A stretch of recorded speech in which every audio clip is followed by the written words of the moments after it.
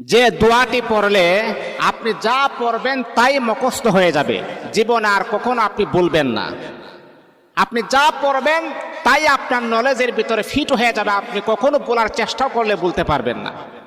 ইমামে আজম রহমাতুল্লাহ আলাই বলেন, আমি যখন প্রায় সময় ম্যাক্সিমাম সময় যখন এই দোয়াটা যখন আমি পড়ি, আল্লাহ পাক রব্বুল আলামিন দোয়ার বদলতে আমাকে এমন ব্রেন, এমন শক্তি আর এমন ফখর আমার আল্লাহ দান করেছেন, আমি যা পড়ি একবার আমি বলতে পারি না। দোয়াটি হচ্ছে আল্লাহুম্মা ইন্না নাস্তাঈনুকা আলা তাআতিক। এই দোয়াটা পড়বেন। আপনার সন্তানের স্মরণ শক্তি খুবই দুর্বল, কম, তাহলে মা বোনদেরকে আমি দৃষ্টি আকর্ষণ করে বলি, বাবাদেরকে বলি, আপনার সন্তানকে দোয়াটা 7 বার পরে মাথার মাঝে আপনি ফু দেন, অথবা 1 গ্লাস পানির মাঝে ফু দিয়ে বলেন পানিটা খাবার জন্যে। দেখবেন আল্লাহ পাক রব্বুল আলামিন আপনার সন্তানের মেধা